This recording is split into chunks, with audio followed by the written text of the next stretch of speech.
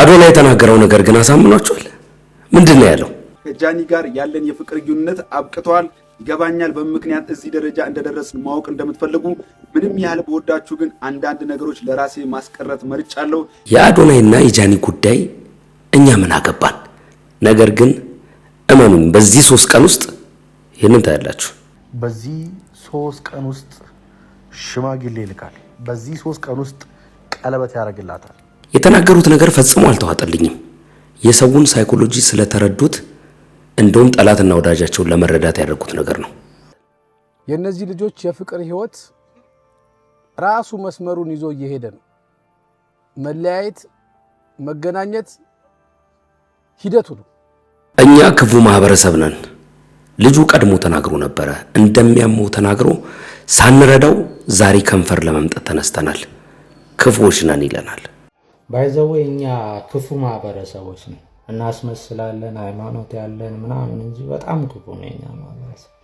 ይሄ ልጅ በግልጽ እናቱ ወጥቶ ከመናገራቸው በፊት ያው ሁሉ ይወገርበት የተባለውን ድርጊት ከማድረጉ በፊት ሁላ በግልጽ ደውሎልኛል ብሎ ነግሮናል። በዚህ ጉዳይ ላይ ያለውን ነገር ነግሮኛል። በምን ምክንያት እዚህ ውስጥ እንደገባም አጫውቶኛል ይለናል። ነገር ግን ህዝቡ እየተረባረበ ነው። በቃ ልጁን ፍታው ተው እያለው ነው። ለምን ባልደረባችንን የሶፎንያስ ዋሲሁንን ምንጭ እየጠቀሳችሁ ወይ ደግሞ ከሱ ገጽ እየወሰዳችሁትን እንዳለ ያነሳችሁ ባትለጥፉት መልካም ነው። ምክንያቱም አሁን ያለበት ሁኔታ አስተማማኝ የሆነ አይደለም። ወይ ደግሞ እሱ የሚናገራቸው የሚጽፋቸው የሚለጥፋቸው ነገሮች ሙሉ ለሙሉ ጥሩ ናቸው እውነት ናቸው ተብሎ የሚታመኑ የሚገመቱም አይደሉም።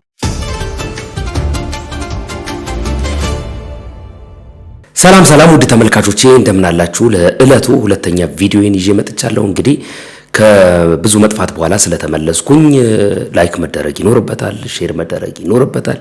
እንዲሁም ደግሞ ሐሳብና አስተያየታችሁን እንደቀደመው ሁሉ በነጻነትና በጨዋነት በሐሳብ ሳጥን ውስጥ ማስቀመጣችሁ የሚጠበቅ ነው ማለት ነው ከናንተ። እጅግ በጣም ከልብ ያመሰግናለሁ። የምታደርጉልኝ ትብብር 100,000 እንድገባ ጥቂት ቁጥሮች ብቻ እንዲቀሩት አድርጓል ማለት ነው።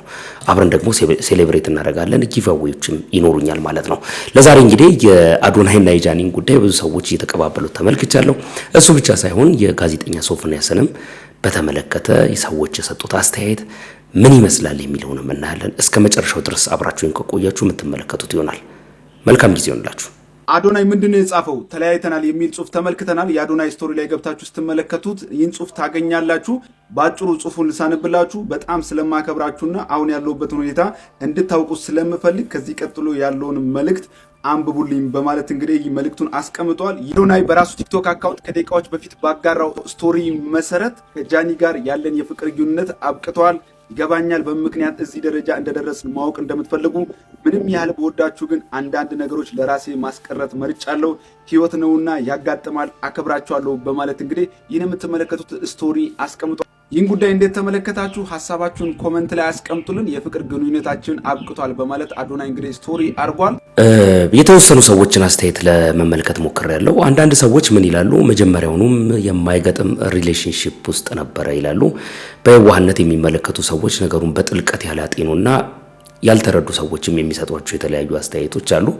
እኔ ግን በግሌ ምን ይሰማል ብላችሁ ከጠየቃችሁኝ ውሸት ነው የሚመስለኝ። ምክንያቱም የሰውን አቴንሽን ከመፈለግ አንፃር እንግዲህ ማህበራዊ ሚዲያ ላይ በተለይ ቲክቶክ ላይ የሚኖሩ ሰዎች እዛ ላይ የሚሰሩ ሰዎች አንድ ነገር አቴንሽን ወደ እነሱ ይዞ ሲመጣ ልክ እሱ በሚቆም ሰዓት ሌላ ተጨማሪ ነገር ያስፈልጋቸዋል። አለበለዚያ በፍጹም ህዝቡም አይኑም ጆሮም ወደ እነሱ መሆኑ ያከትማል ማለት ነው። ያን ነገር ለመሳብ የሚጠቀሙበት ማርኬቲንግ ስትራቴጂ ነው እንጂ የሚመስለኝ በፍጹም ተለያይተዋል ወይም ደግሞ እንለያያለን የሚል አላማም እንዳላቸው በፍጹም አላስብም። ምክንያቱም ከዚህ በፊት የተፈጠሩ ከባባድ ነገሮች ያለዩዋቸው አሁን በማይታወቅ ሁኔታ እንደዚህ አይነት መልእክት ሲያስተላልፍ እንደውም ከበፊቱ ይልቅ ሰዎች አቴንሽን ወደ እነሱ እንዲያደርጉ የፈለጉ ይመስለኛል። ሰሞኑን የዳይለም ፔጅ ወደ ሀገሩ ከመመለሱ ጋር ተያይዞ ምንም አይነት የሚሰራው ተጨማሪ ኮንተንት ከሌለው በዚህ መልክ የሰውን አእምሮ ለመቆጣጠር እሱ ብቻ ሳይሆን ደግሞ ማን ይወደኛል ማንስ ይጠላኛል ብሎ ሰዎችንም ቴስት ለማድረግ ይመስለኛል። አንድ ወደ ኋላ ላይ የምትሰሙት ልጅ አለ የሚናገረው ነገር አለ። በነገራችሁ ላይ እዚህ ቦታ ላይ ይዤላችሁ የምመጣው የእናንተን አስተያየትም እንድትሰጡበት ጭምር እንጂ ሁሉንም እዚህ ጋር ማመጣቸው ቪዲዮዎች እኔ ማምንባቸው ናቸው ማለት አይደለም። እኔ ግን እንደዛ ይመስለኛል። የእናንተ አስተያየት ምን እንደሆነ አላቅም። የሰዎችን አቴንሽን ፍለጋ እንዲሁም ደግሞ የተለየ ነገር ማድረግ ስለፈለገ በተለየ ሁኔታ ሰዎች እነሱ ላይ አይኖቻቸውን እንዲያሳርፉ ለማድረግ የሚጠቀሙበት ሜካኒዝም ነው ብዬ ነው የማስበው። ምን ሊፈጠር እንደሚችል በቀጣይነት አብረን የምናየው። ግን አንድ እኔ ፍራቻዬ ምንድነው ተለያይተናል ብሎ በተናገረበት በዚህ አፉና ሁኔታው ቀጥሎ አብረን ነን የሚለው ነገር ብዙ ሰዎች ሊቀበሉት ይችላሉ ወይም ደግሞ ምን ማሳመኛ ነገር አለው የሚለው ነገር ለኔ ራሱ ጥያቄ ሆኖብኛል ማለት ነው። የሚሆነው ነገር ነው ያለን። እስቲ የሰዎችን አስተያየት እንመልከት። አንድ ሰው የሚናገረውን እንስማና እንመልስ። ጃኒና አዶናይ በዚህ 3 ቀን ውስጥ ሽማግሌ ይልካል። ይሄንን ቪዲዮ ማለት ከየት ሰማ እንዴት ሰማ ልትሉኝ ትችላላችሁ። ሁለተኛ ነገር አዶናይ ለጃኒ በዚህ 3 ቀን ውስጥ ቀለበት ያደርግላታል። አዶናይ ጃኒን ሊያገባት ነው። ይሄንን ነገር አላዛር ምን አለ ትለኛለህ? ምን አለ ትይኛለሽ? ለምን ካልከኝ ለምን ካልሽኝ ከዚህ ከበዛው የሰው አይን ለመውጣት ሲሉ የሰውን ቀልብ ከላያቸው ላይ ለማንሳት ሲሉ ተለያየን አሉ። ለምን? ይህ ፕሮግራም እንዳይጨናገፍ፣ ያሰቡት ፕሮግራም እንዳይጨናገፍ። ነገ ተነጎዲያ የነሱን ፎቶ ታያላችሁ፣ የነሱን ቪዲዮ ታያላችሁ። ከዛ መካከል አንዱ እኔ ነኝ። የአዶናይን የሰርግ ፕሮግራም ከሚታደሙ ሰዎች መካከል አንዱ እኔ ነኝ። ለማንኛውም ወንድሜ አዶናይ ያው ሚስጥር አወጣ እንደማትለኝ ተስፋ አለኝ። ማውጣት ስላለብኝ ነው ማለት የሰዎቹ ንግግር ቲክቶኩ ሁኔታ ትንሽ ደስ ስላላለኝ ነው። ስለዚህ በዚህ 3 ቀናቶች ውስጥ የጃኒና የአዶናይን ሰርግ ጠብቁ። እውነታውን ልንገራችሁ ብዬ ነው። ውድ ቤተሰቦች ይሄንን እውነታ ለእናንተ ነግሬያለሁ። ለእናንተ ግን ቀድሜ ነገርኳችሁ። አሁንም ፕሊስ በሰው ህይወት መግባት እናቁም። የሚለው ነገር እንኳን ቢሆን በዚህ ደረጃ እንደ ሚስጥር የተያዘን ነገር ወጥቶ አይናገርም። ምክንያቱም ጠላቶቻቸው ወይም ደግሞ የነሱን መጥፎ የሚፈልጉ ሰዎች የነሱ ፕሮግራም ከ3 ቀን በኋላ እንደሆነ ቢያውቁ እንኳን በ3 ቀን ውስጥ ምን ሊያደርጉ ይችላሉ የሚለውን ነገር ማሰብ እንደ ሰው ተገቢ ነው። በዚህ ደረጃ በ3 ቀን ውስጥ ማንም ሰው ምንም እንዳያደርግባቸው ከ3 ቀን በፊት መናገር አይጠበቅባቸውም። እንደው ማድረጉብኝ ካልሆነ በስተቀር ማለት ነው። ያው ሰዎች የራሳቸውን መላምት መሰንዘራቸው አይቀርም። ሁሉም ሰው የራሱን መላምትና ግምቱን እንጂ የሚናገረው የተጨበጠ ነገር አለ ብዬ አላስብም። በጣም አዶናይን ከሚወዱት ሰዎችና እሱን በተመለከተ እንደው እንደ ፕሮቴክሽንም አጠገቡ ከቆሙ ሰዎች መካከል ብዬ የማስባቸው ሰዎች ብዙ ሲናገሩ አልተመለከትኩም። እና አንዳንዱን ነገር እንደው ዝም ብሎ ተሰሚነትን ለማግኘት ካልሆነ በስተቀር ወይም ደግሞ በዚህ ደረጃ ርካሽ ተወዳጅነትን ለመሰብሰብ ካልሆነ በስተቀር ሰዎቹ ባልተናገሩበት ሁኔታ ላይ እንደዚህ አይነቱን ነገር ለማስተላለፍ መሞከር እውነት ለመናገር ለኔ ብዙም ሴንስ የሚሰጥ ነገር ሆኖ አላየውም። ግን ደግሞ እንደው ስለሱ ጉዳይ የሚከታተሉ ወይም ደግሞ በሱ ጉዳይ ላይ ኮንሰርን ናቸው ብዬ ከማስባቸው ሰዎች መካከል አንደኛው ብላክ ስታር ነው። እስቲ እሱ የተናገረው ነገር ደግሞ ምንድነው የሚናገረው ነገር ሰምተን እንመለስና እናንተ የራሳችሁን ፍርድ የራሳችሁን አመለካከት ማስቀመጥ ትችላላችሁ። ኢንፋክት እኛ የአዶናይና የጃኒ ጉዳይ ምንም አይመለከተንም። ግን ደግሞ ሰሞንኛ ጉዳይ ከሆነ በዚህ ሰሞንኛ ጉዳይ ላይ ብንነጋገርበት ምን ይለናል ብለን እንጂ ዘኔ መጣ ነው ምንም የሚያገባን ነገርም የለም አይመለከተንም ብዬ ነው ማምነው። ግን የሰዎችን አስተያየት እንስማና የእናንተንም አስተያየት ደምረንበት ምን ሊሆን ይችላል የሚለውን አብረና ያለን እስቲ እንስማ። ብላክ ስታር ሁለት በጣም የሚዋደዱ ፍቅረኛ ማቾች ከአንድ ዓመት የፍቅር በኋላ አንድ አባት ጋር ሄደው አባ 1 ዓመት ጣፋጭ የሆነ የፍቅር ህይወት አሳልፈናልና ከዚህ በኋላ ልንጋባ ወስነናል። እርሶ ጋር የመጣ ነው እንዲባርኩን ነው አሏቸው። አባም እሺ እባርካለሁ። እንዴት ነው ትዋደዳላችሁ አሏቸው። እነሱም ሲመልሱ አዎ በጣም ነው የምንዋደደው፣ በጣም ነው የምንፋቀረው፣ በጣም ተቻችለን፣ በጣም ተከባብረን ሐሳቤን አክብራ ሐሳቧን አክብሬ እንደው እስከዛሬ ድረስ 1 ዓመት ሙሉ አንድ ቀን በስህተት እንኳን ተጣልተን አናውቅም አሏቸው። አባም ተጣልታችሁ አታውቁም? በፍጹም አንድም ቀን ተጣልተን አናውቅም። አባ እዚህ ጋር ምን አሉ መሰላችሁ? በሉ ሂዱና አንዴ አይደለም 2 አይደለም 3 ተጣልታችሁ ተታርቃችሁ ተለያይታችሁ በዛ በመለያየታችሁ ውስጥ ያለውን ስሜት ፊል አድርጋችሁ የበደለ ይቅርታ ጠይቆ የተበደለ ይቅር ብሎ ማንም ሰው መሃላችሁ ሳይገባ ታርቃችሁ ስጨርሱ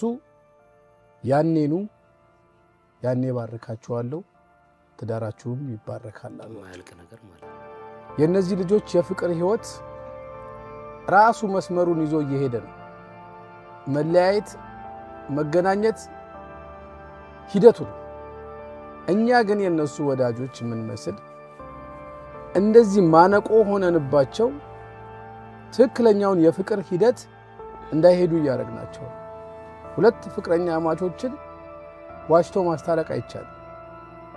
ፍቅር ውስጥ ውሸት አያስፈልግም፣ አስታራቂም አያስፈልግም። ፍቅር ከሆነ ራሱ ነው የሚጣለው፣ ራሱ ነው የሚታረቀው። አስታራቂ አያስፈልግም፣ በመሃል ሰው አያስፈልገውም፣ ቤተሰብም አያስፈልገውም፣ ጓደኛም አያስፈልገውም፣ አማካሪም አያስፈልገውም። ቢዝነስ አይደለም፣ ፍቅር ነው፣ ህይወት ነው። ደህና ይሁኑ ብቻ። ለምንድን ነው የምትወጠሩት? በሰው ሀሳብ በሰው ህይወት ተዋቸው፣ ይኑሩ። ይኸው ነው። መልካም ቀን። እውነት ለመናገር ያው የሚመጣ ማህበራዊ ሚዲያ ላይ የሚመጣ አጀንዳ ማህበራዊ ሚዲያ ላይ ለሚሰሩ ሰዎች ብቻ ሳይሆን የግል ህይወታቸውንም በሚኖሩ ሰዎች አንዳንድ ጊዜ ትችት ሲገጥመው ትመለከታላችሁ። ለምንድን ነው ማህበራዊ ሚዲያ ላይ ይዘውት ወጥተዋል? ያንን ማህበራዊ ሚዲያ ላይ ይዘውት የወጡትን ጉዳይ ማንም አይናገርብኝ ማለት አይቻልም። ለምሳሌ እኔ አሁን ሶሻል ሚዲያ ላይ ይሰራለሁ። ሶሻል ሚዲያ ላይ ወቅታዊ ጉዳዮችን ስመለከት አመጣና በዛ ሐሳብ ላይ እንድንነጋገርበት እናደርጋለን። እዛ ጉዳይ ላይ የሚነገርባቸውን ነገር ማንም ስለኔ እንዲያወራብኝ አልፈልግም የሚል ሰው ሊኖር አይገባም፣ ሊኖርም ደግሞ አይችልም። ማህበራዊ ሚዲያ ላይ ይዞት እስከወጣ ድረስ ማለት ነው። ሰው የራሱ ላይፍ አለው። አዶናይና ጃኒ የራሳቸው ህይወት አላቸው። የራሳቸውን ህይወት ነው እየኖሩ ያሉት። ማንም እነሱ ህይወት ውስጥ ገብቶ የነሱን ኑሮ ሊኖርላቸው እንደማይችል ይታወቃል። ነገር ግን ማህበራዊ ሚዲያ ላይ ይዘውት እስከወጡና በቃ ተለያይተናል እወቁልኝ እስካሉ ድረስ ይህንን ነገር የመጠርጠር ማንም ሰው መብት አለው። ተለያይተዋልም አልተለያዩምም አውቀው ነው የሚሰሩት ይህንን ነው የሚል መብት አለው፣ ማህበራዊ ሚዲያ ላይ እንደወጣ ጉዳይ ማለት ነው።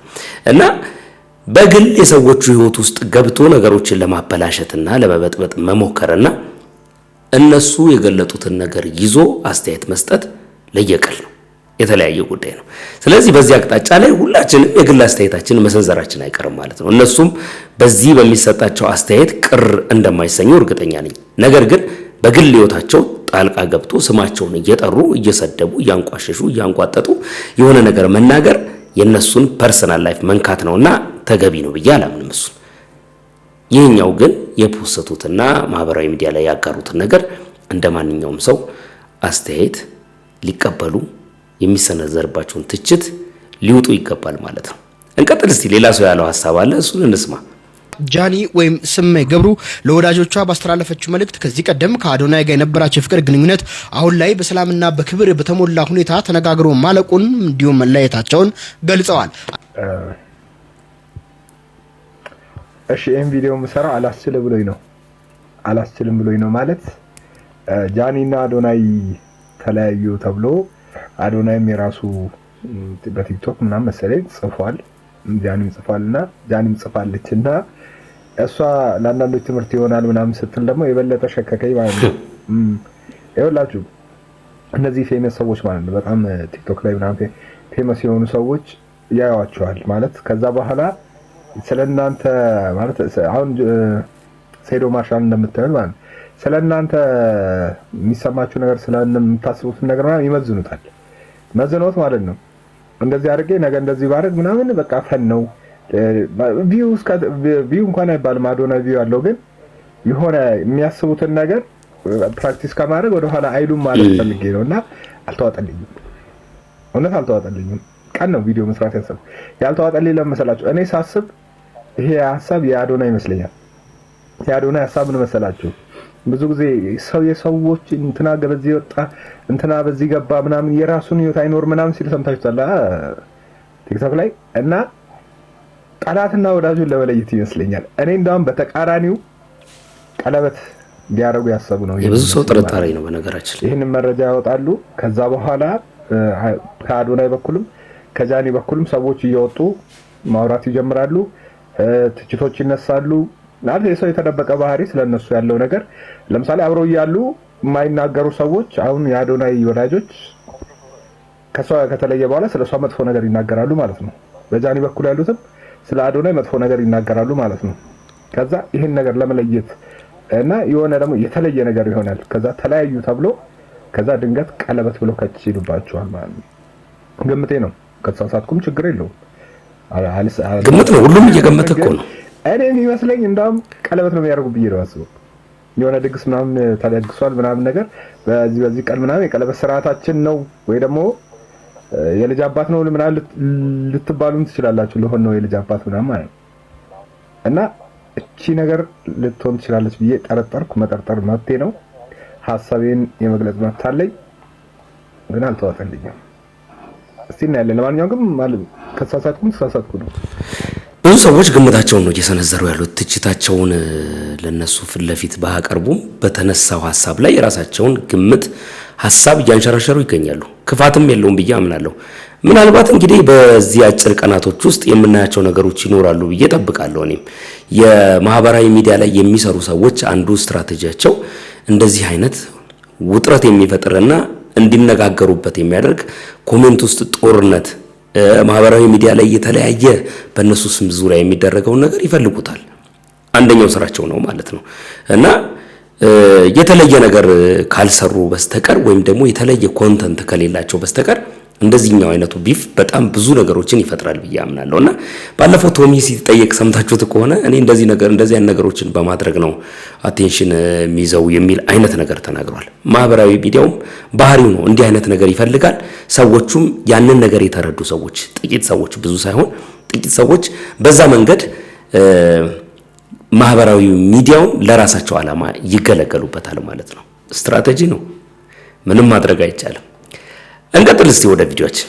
ነግሮኛል በግልጽ አማርኛ ከመቼ ጀምሮ በማን ሁኔታ በምን አይነት መንገድ ማን ወደዚህ አይነት ህይወት ውስጥ ሊጨምረው እንደቻለ በምን መንገድ እንደገባ ነግሮኛል። ይሰማል? አዎ ሶፎንያስ ጋዜጠኛው ከገዳሙ ወጥቼ ነው የምደውልልህ። መጀመሪያ አንተ ጋር ነው የደወልኩት። ማንንም አላገኘሁም። ያንዳንዱ ነገር አጫውቶኛል። ለሱ ለደህንነቱ ስለ ይሄን ነገር ማላረገው እንዲሁም እሱ ብቻ ሳይሆን በሱ ዙሪያ የሚገኙ በጣም ብዙ በእውቅና ደረጃ የሚታወቁ በስልጣን ደረጃ አንዳንድ ሰዎችም እንዳሉ ሁሉ ጭምር ይነገረኝና ብቻ በአጠቃላይ እንዲረዳ የምፈልገው ምንድነው ያው እንደ አንድ ኢትዮጵያዊ እኔ በሰዓቱ የሰራሁትን ነገር አብዛኞቻችሁ ታውቃላችሁ። በጣም ተናድጃለሁ። በሰዓቱ በጣም ተበሳጭቻለሁ። እንደዚህ አይነት ህመም እንዳለበት ላቅ አልችልም። ምክንያቱም እንዴት ላቅ እችላለሁ? ምናልባት ሚዲያ ላይ ቀርቦ ተናግሯል ተብያለሁ። እኔ እሱ የሰጣቸውን ፖድካስቶች በፍጹም ላያቸው አልቻልኩም፣ አላየኋቸውም። ስቲል አሁንም ድረስ ነው ነገር አሁንም ድረስ እሱ የሰጣቸውን ኢንተርቪዎች ለምሳሌ እግረኛው ሚዲያ ላይ ቀርቧል ተብያለሁ እና የሆነ አንዳንድ የተቆራረጡ ቪዲዮዎችን አይቻለሁ እንጂ በፍጹም ሙሉ ቪዲዮ ራሱ እየተከታተለ አስቸጋሪ ነው። እንግዲህ በዚህ ጉዳይ ላይ በጣም በርካታ ሰዎች ውስጥ ገብቼ ስመለከት የሚናገሯቸው ነገሮች እጅግ ያስፈራሉ። በቃ ልጁን ተው፣ ከዚህ በኋላ ምን አለ ለራሱ ብትተውና ለራሱ ቢኖር በዚህ ደረጃ በሀገር አቀፍ ደረጃ በዓለም አቀፍ ደረጃ የሚኖር ኢትዮጵያዊ እስከሚያውቀው ድረስ ሆኗል። ዛሬ ላይም እየወጣ ለምንድነው ቢዝነስ የምትሰራበት የሚሉ ሰዎች አሉ። ፍሬዘርን ማለት ነው። ኮሜንት ሴክሽን ላይ ገብታችሁ ብትመለከቱ ምናልባት የፍሬዘር የተለቀቁባቸው ቦታዎች ጠቅላላ የፍሬዘር ቪዲዮዎች የተለቀቁባቸው ቦታዎች በጠቅላላ ማለት በሚባል ደረጃ ሰው ተቃውሞውን ነው ሲያሰማ የምትመለከቱት። ትክክል አይደለም፣ በቃ ከዚህ በኋላ ለምንድነው ማትተው? ይደውልልህም አይደውልልህም ለኛ ለምንድነው የምትነግረን? የልጁ ጉዳት እንደ አንድ ኢትዮጵያ ያመናል፣ ፕሊስ እረፍ የሚሉ ብዙ ሰዎች አሉና ይህንን በምን አቅጣጫ በምን መልኩ እንደሚመለከተው ባላቀም ፍሬዘር ለራሱ እንግዲህ ያንን ነገር ካደረገ በኋላ እነዛ ነገሮች አፕን ካደረጉ በኋላ በህግ ጥላ ስር እንደነበረና የራሱን የሆነ የህግ ሂደት ጨርሶ ምርመራውን ጨርሶ እንደወጣ በወቅቱ የምናውቃቸው ነገሮች ናቸው። ከዚህ ጋር በተያያዘ የሰውየው እንደዚህ መጎዳት የሚያሳዝን ነገር ቢሆንም አንዳንዶቹ ነገሮች ሰከን ብሎ መመልከቱና ለውጤት መስራቱ የተሻለ ነው ብዬ አስባለሁ። እንደ አንድ ወንድም እንደ አንድ ኢትዮጵያዊ መደገፍ ባለበት አቅጣጫ ልጁን መደገፍ የሚፈልጉ ሰዎች ሲናገሩ ሰምቻለሁ። አንድ ልጅ ያወራውን ነገር ላሰማችሁና ቀጥሎ ደግሞ በአካል እሱን ያገኙ ሰዎች የስራ ባልደረቦቹ የሚናገሩትን ነገር አብረን እንመለከታለን። መጀመሪያ የዶክተሩን ሐሳብ እንስማ። ባይዘው እኛ ክፉ ማህበረሰቦች ነው እናስመስላለን ሃይማኖት ያለን ምናምን እንጂ በጣም ክፉ ነው እኛ ማህበረሰብ።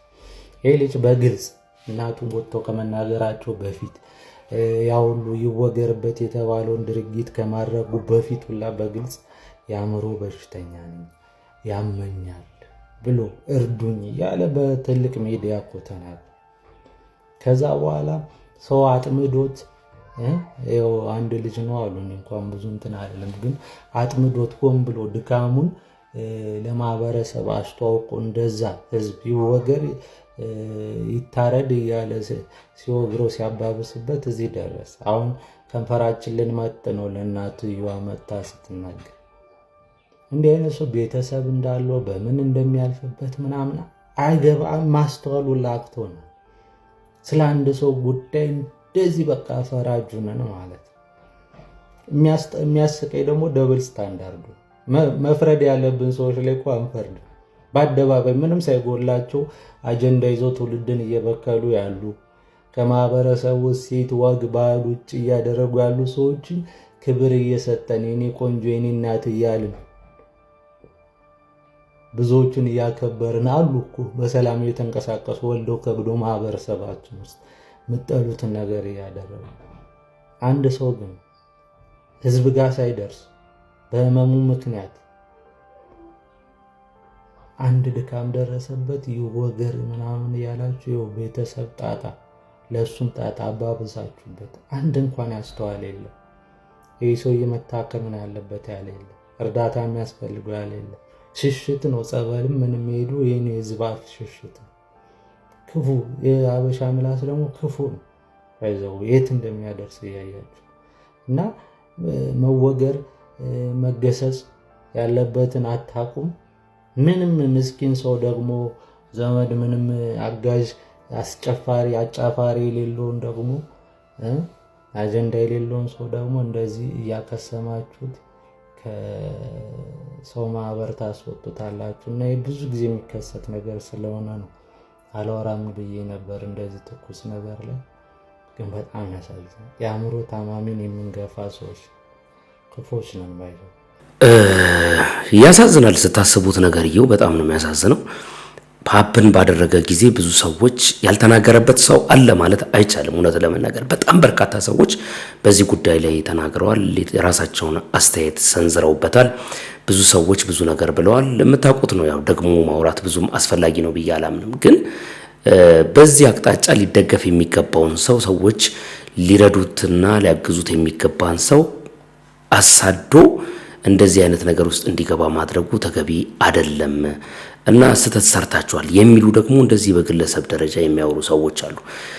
ሁሉንም እንግዲህ መቀበል ባይቻልም ሰው በአእምሮ ማድረግ የሚጠበቅበትን ነገር ማድረግ አለበት ብዬ አምናለሁ። እኔ ከሰሞኑን ከተፈጠረው ነገር የተነሳ ከፍሬዘር ጋር ከመደዋወሉ ጋር ተያይዞ ፍሬዘር ከሰራው ቪዲዮ የተነሳ በጣም ብዙ ሰዎች ቪዲዮን እየተቀባበሉ ነው። ግን በግል የሥራ ባልደረቦቹ የሆኑ ሆስፒታል ከገባ በኋላ ሄደው ያጋጠማቸውንና ትክክለኛ ነው ብዬ ማሰባቸውን ነገሮች ተናግረዋል። ሰምተን እንመለስ። እሱን እባካችሁ በጣም በርካታ ተከታይ የፌስቡክ ገጽ ያላችሁ የቲክቶክ ገጽ ያላችሁ ሰዎች የባልደረባችንን የሶፎንያስ ዋሲሁንን ምንጭ እየጠቀሳችሁ ወይ ደግሞ ከሱ ገጽ እየወሰዳችሁትን እንዳለ ያነሳችሁ ባትለጥፉት መልካም ነው።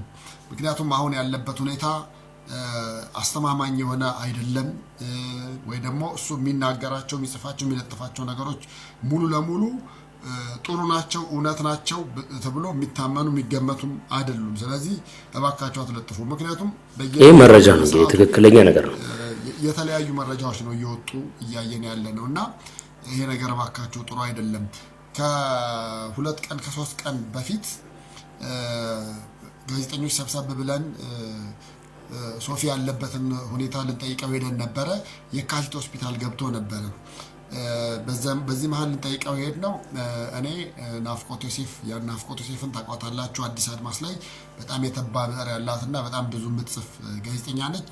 ጌቻ በሻንም ታውቁታላችሁ። ጌቻ በሻ በአሁኑ ወቅት የጌጡ ተመስገን ገጽ ላይ በሪፖርተርነት እንደዚህ መረጃዎችን በመስጠት አብሮ ይሰራል። ባልደረባም ነው። ናፍቂ ስለተደወለላት ልንጠይቀው ሄደን የካቲት ሆስፒታል ሄደን ስናየው እውነት ለመናገር የቀድሞ ሶፊን ሆኖ አላገኘነውም እና በጣም ነው ያዘንነው። በጣም ውስጣችን ሽምቅቅ ነው ያልነው፣ ተጎድተናል። አሁን እዚህ ላይ ምስል ላይ እንደምታዩት የነበረው ውበት፣ የነበረው ግርማ ሞገስ፣ የነበረው ጸጉር፣ እነዚህ ሁሉ ነገሮች አልነበሩም። በእርግጠኝነት መነግራችሁ በስክሪን ላይ የምታውቁት ሰዎች ራሱ በአካል ብትሄዱ አይ ሶፊ አይደለም ብላችሁ የምትመለሱበት ኮንዲሽን ነበር እና ሄደን ያለበት ሁኔታ ማየት ፈልገን ነበር። ሄድነው ስንሄድ እናቷ አለች፣ እንደዚሁም ደግሞ የበፊት ጓደኞቹ አሉ። አሁን አንዳንድ ጓደኞቹን በጣም የምናመሰግናቸው የምንወዳቸው ጸጉሬን ስቆረጥ ደንበኛ የነበረ መጀመሪያ ደንበኛ ያደረገኝ የነበረ ነው ብሎ ነበር ያለው እና እነሱንም አየን አገኘን። ከዛ ሶፊን አናገር ነው። የሰውነት አቋሙ እንደ በፊቱ አይደለም። እግሩም ሁሉ ነገሩም እንደዛ አልነበረም። በጥሩ ኮንዲሽን ላይ አልነበረም ብቻ ባጭሩና እኛ ያለበትን ሁኔታ ለማየትና ከዛ በኋላ ለማገዝ ለማስተባበር ነበር የሄድነው። የካቲት ስንሄድ ግን ሶፊን ባልጠበቅነው ሁኔታ ነበር ያገኘነው እና ከገዳም ጠፍቶ እንደመጣ ነው የነገረን። ለምን ጠፋህ ነው። ቢያንስ ጸበል ጀምሮ ከሆነ ጸበሉን መጨረስ መቻል ነበረበት። በሱባኤ የሚዞ ከሆነ ሱባኤውን መጨረስ መቻል ስለነበረበት ሶፊ ለምንድን ነው ምን አለ ጨርሰህ እንኳን ብትመጣ ብለን ስንለው በቃ እዛ ያለሁበት የጤና ሁኔታ ጥሩ አልነበረም አለን። አንድ ጥሩ ነገር የሰማሁትና የነገረኝ ነገር ምንድነው? ቆርብ ያለው አለ፣ ስጋው ደግሞ ተቀብያለሁ አለ። ንስሐ ገብቼ በፊት ሶሻል ሚዲያ ላይ ሲነገርበት ከነበረው ነገር በመነሳት ሱባኤ ይዞ ንስሐ ገብቶ ስጋው ደግሞ ተቀብሏል። ስጋው ደግሞ መቀበሉ እጅግ በጣም ደስ የሚል ነበረ። በጣም ብዙዎቻችን ያንተን ጸጋ ወይ ደግሞ እንደው አንተ ያገኘውን ክብር ያድለን ነበረ ብለን ያልነው፣ ግን በሚገርም ሁኔታ ገዳም ውስጥ እያለም ገዳም ያሉት መነኩሴም አባውም በጣም አበምኔቱ በጥሩ ሁኔታ ይዘውት ከሌሎች ጋር እንኳን እንዳይሆን አድርገው ለብቻቸው ክፍላቸው እያስተኙት እንደነበር ነው የነገረን። ከዛ በኋላ ግን ጠፍቶ በእግሩ ነው የመጣው። እንግዲህ አይ ቲንክ እሱ እንደነገረን ከ100 ምናምን ኪሎ ሜትር በላይ ነው፣ ረጅም መንገድ ነው። ያንን ረጅም መንገድ ጠፍቶ ነው በእግሩ የመጣው። ስናየው አዝነናል። ምላችሁ ያረጋው ጫማ ጥሩ አልነበረም፣ እግሩ ላይ መሰነጣጠቆች ምናምን ነበሩና በፊት የምናውቀው ሶፊ አሁን በዚህ ኮንዲሽን ሆኖ ምናምን ብለን በጣም አዝነን ነበርና ብቻ ከገዳም ረጅም ጸሎት በሚያዝበት ሰዓት ላይ ከአባ ጠፍቼ ነው የመጣሁት አለ። ከአባ ጠፍቼ መጣሁ አለ። የካቲት እንግዲህ አልጋ ለማግኘትም ብዙ አስቸጋሪ ነገር ነበረ። ግን እሱ በአጋጣሚ ሆኖ አልጋ አግኝቶ ጥሩ ሕክምና እየተከታተለ ነበረ። ኒሞኒያ እንደያዘው ህመሙ የኒሞኒያ እንደሆነ ነው የተገለጸው። እንግዲህ የኒሞኒያ ህመም ደግሞ በተለይ የጤና ባለሙያዎች በዚህ ጉዳይ ላይ ገብታችሁ ልትናገሩ ትችላላችሁ። መድኃኒቱ መቋረጥ የለበትም፣ ክትትል መደረግ አለበት፣ በየሰዓቱ መወሰድ መቻል አለበት፣ ምግብ መብላት አለበት። እነዚህ ነገሮች ሁሉ ሆስፒታል ያሉት የካቲት 12 ያሉት እያገዙት እንደነበር ነው ያየነው የተረዳ ነው። ስንገባም እኛ ራሱ ማስክ ራሱ ነው የሰጠን። እንደው አድርጉ ጥሩ አይደለም የሚተላለፍ ህመም ነው ብሎ ሶስታችንም ማስክ አድርገን የገባ ነው። አየነው፣ አገኘነው፣ ደስ አለን። እንደገና ከዚህ በፊት በተነገረው በሆነው ነገር የሆነውን እግዚአብሔር ነው የሚያውቀው። እኛ ሁላችንም ሆኗል ለሚባለው ነገር እርግጠኞች አይደለንም፣ ግን ፈጣሪ ነው የሚያውቀው። እውነት ለመናገር ግን እሱ በጣም አዝኖ ሙያውንም እናንተንም አንገት አስደፋ ይቅርታ ብሎ እግራችን ላይ ሲወድቅ አንስተነው በደረታችን አቅፈነው በቃ አጽናንተነው እባክህ ቁጭ በል፣ መድኃኒትህን ውሰድ፣ ምግብ ተመገብ፣ በአጭር ጊዜ ውስጥ ድነህ ልትወጣ ትችላለህ ብለን አጽናንተነው ነበር የወጣ ነው። ከዛ በኋላ ምን እናድርግ ብለን ከሌሎች ባልደረቦቻችን ጋር እያወራን ሳለ በሁለተኛው ቀን ሌላ ኢትዮጵያ ቴሌቪዥን የሚሰራ የማቀው ጋዜጠኛ ደወለልኝ። እና ምንድነው እለዋለሁ። ሶፊን አገኘሁት። የት አገኘው? 4 ኪሎ። ምን ያደርጋለሁ አለው። ከየካቲት ሆስፒታል ጠፍቶ ነው የመጣው አለ። ከየካቲት ሆስፒታል ጠፍቶ መጥቶ ነው አለ። አስቡት እንግዲህ ገዳም ያለውን ነገር ሳይጨርስ ጠፍቶ መጣ። በእግሩ ነው የመጣው ከ100 ምናምን ኪሎ ሜትር በላይ።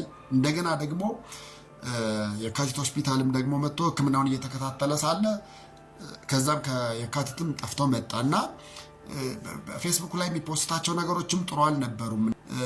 እኔም እዚህ ላይ ወጥቼ ለመናገር ያስገደደኝ ነገር ቢኖር ይሄ ነው።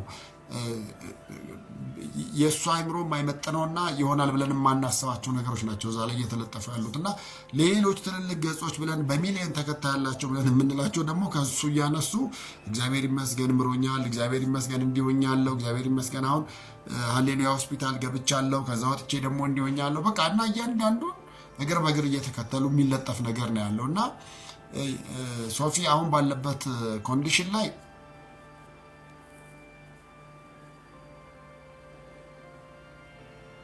ሁኔታ የነገርናቸው የጤና ባለሙያዎች የነገሩንና ይሄ ነገር ቢያንስ እስኪስተካከል ድረስ እንኳን ከሱ ገጽ ላይ የሚለጠፉ ነገሮችን አታውጧቸው። አሁን እንደውም ይህንን ቪዲዮ ልሰራ መረጃዎች እያገላበጥኩ ሳለ ደግሞ ባልደረባችን መሲ ላይ ሸገር ኢንፎ የምትሰራው መሲ ላይ እናትየውም ቀርበው እህቱም ቀርባ እየወሩ እንደነበረ ሰማና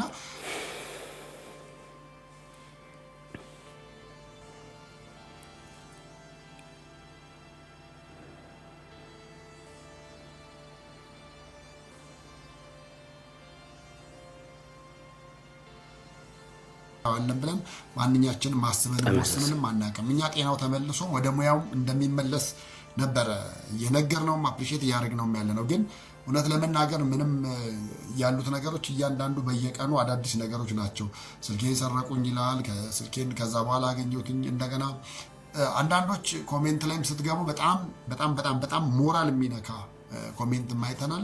ከዛ ባሻገር ደግሞ የሚያጽናኑ እንደው የቅርብ የሆናችሁ ሰዎች ካላችሁ ስልኩን ተቀበሉት የሚሉ ነበር ያሉት። አቻሬ ጫማ በዚህ አጋጣሚ ያው የተወሰነ እየለፋ እንደሆነ እሱ ጋርም ተደጋጋሚ እየተደወለ እንደሆነ አይቻለሁ። ስማችሁን ማልጠቅሳችሁም የቀድሞ ባልደረቦቹ ደግሞ ለሱ መልካም ምኞት እየተመኛችሁና ቴዲ ምን ሁኔታ ላይ ነው ያለው የሰማችሁት ነገር የምታውቁት ነገር አለ ወይ ብላችሁ በቀን ዛሬ ራሱ በጣም ብዙዎች ደውላችሁልኝ ነበረ አውቃለሁኝ። እና ሶፊ ያለበት ሁኔታ ብቻ ባጭሩ ጥሩ ስላልሆነ እንደዚህ ለገጽ ማበልጸጊያም ለምናምን ተብሎ ብቻ ግን ከሱ ገጽ ተወስዶ የሚለጠፉት ነገሮች እውነተኛ ስላልሆኑና በጤና ባለሙያዎችም ተነግሯል። ሁላችንም እያየ ነው ያለ ነው። ዝም ብለን በቀላሉ እንኳን የምንረዳው አይነት ነገር ስለሆነ እባካችሁ በተቻለ መጠን ምንጭ አድርጋችሁ አትጥቀሱ። ጭራሽ ባትለጥፉትም ጥሩ ነው። ወደ ጤናው እንዲመለስ ወደ ተሻለበት ነገር እንዲመለስ ሁላችንም እንመኛለን። ይቺ መልእክት ለማስተላለፍ ነው በዚህ አጋጣሚ የመጣሁትኝ።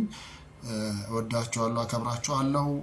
ይህን ገጽ መከተል የምትፈልጉና ሁሌ አዳዲስ መረጃ እንዲደርሳችሁ የምትፈልጉ ካለ የፕላስ ምልክቱን ተጫኑ።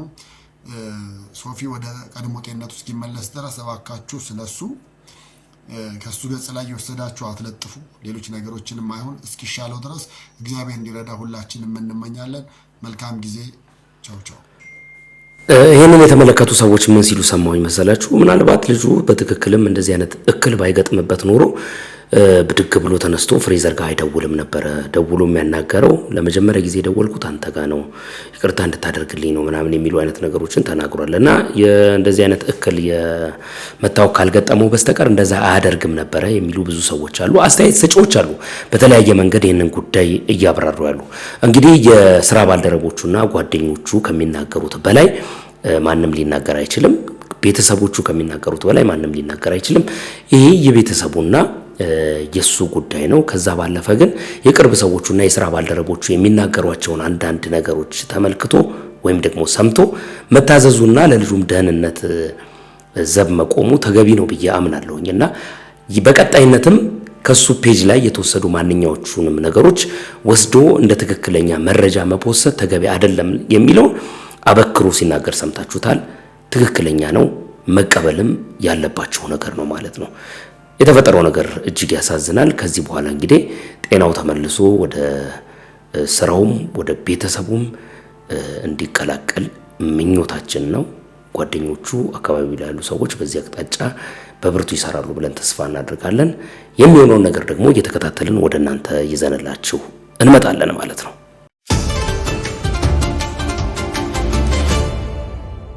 ውድ ተመልካቾቼ እንግዲህ ከተወሰኑ ቀናቶች መጥፋት በኋላ ተመልሼ መጥቻለሁኝ። ለዚህ ቻናል አዲስ ከሆናችሁ ሰብስክራይብ ማድረጋችሁ እንዳይዘነጋ፣ የደወል ምልክቷንም አንድ ጊዜ ብትጫኑ ቶሎ ቶሎ የሚለቀቁ ቪዲዮዎች እንዲደርሷችሁ ማድረግ ትችላላችሁ ማለት ነው። ላይክ ማድረጋችሁ እንዳይዘነጋ። አሁን እስከዚህ ሰዓት ድረስ ይህንን ቪዲዮ ተመልክታችሁ ከሆነ ላይክ አድርጉ፣ ብዙ ሰዎች ጋር እንዲደርስ ማድረግ ይቻላልና ማለት ነው። ሐሳብና አስተያየታችሁንም በሐሳብ መስጫ ሳጥን ውስጥ ያላችሁን መልካም ምኞትም መግለጽ ትችላላችሁ። እስከዚህ ሰዓት ድረስ አብራችሁኝ ስለቆያችሁ ከልብ አመሰግናለሁ። በሌላ ቪዲዮ ተመልሼ እመጣለሁ። መልካም ጊዜ፣ መልካም ቆይታ ይሁንላችሁ።